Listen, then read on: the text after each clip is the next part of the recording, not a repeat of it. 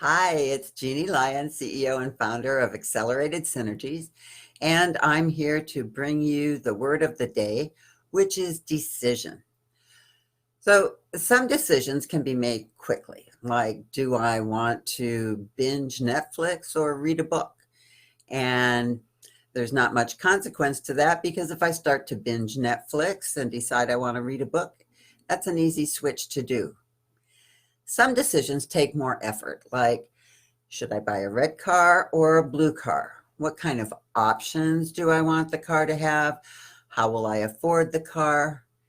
The complexities of the decision making process increase with the cost, not just monetarily, but how the impact of the decision affects our life. Making decisions is a habit as well as a process. How many times do you go into a restaurant and you're sitting with a group of people and the waiter has to keep coming back saying, "Are you ready to order? Are you ready to order?"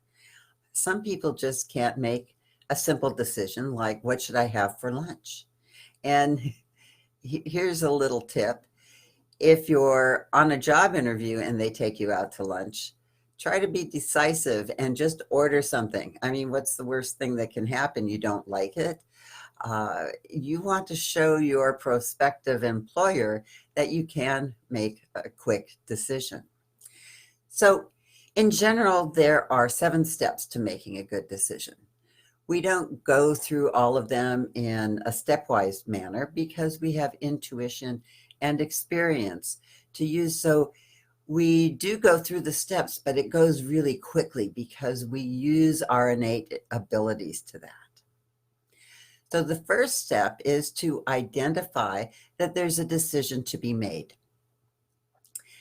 The second is in gathering information. So you're doing your research, your due diligence. The third is then to identify the options. What options do you have? Then number 4, evaluate the evidence. 5 is to choose among the alternatives. 6 is when you implement the chosen alternative. And the very last or 7th step is to analyze the results. Sometimes we start to analyze before we have all the alternatives and before we've even tried a solution.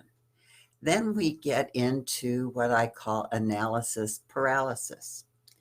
This is where we get so bogged down in the minutia that in the information gathering steps, we can't move forward because we're analyzing outcomes before we've even made a decision and before any action has even been taken. So what's also important to remember is once we've made a decision, it's not necessarily carved in stone. There are always course corrections. And remember, there are no mistakes, just decisions with an alternate outcome.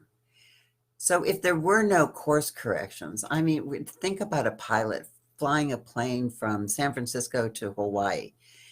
If they didn't make any course corrections, they really wouldn't need a pilot, would they? They could put that all on autopilot. So every big move has some course corrections in it. And remember, if it's a big life-changing decision, you don't have to make it alone.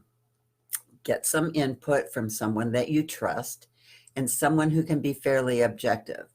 Now, if you have a spouse or a significant other and it's going to affect their life, you need to have them help you and give input into the decision.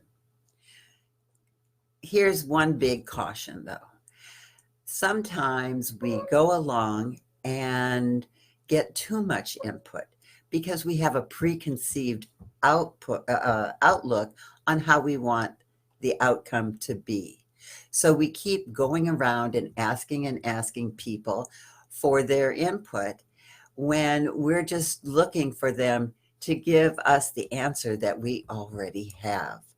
And that will just confuse the matter and even more. So don't get too much input and don't have a preconceived idea of what the answer should be. If you're making a career decision and you'd like some help with that, click the link below and schedule a complimentary call with me, and I'd be happy to help you out. Thanks so much, and see you next time for our E word. I'm really excited about this one. Bye, everybody.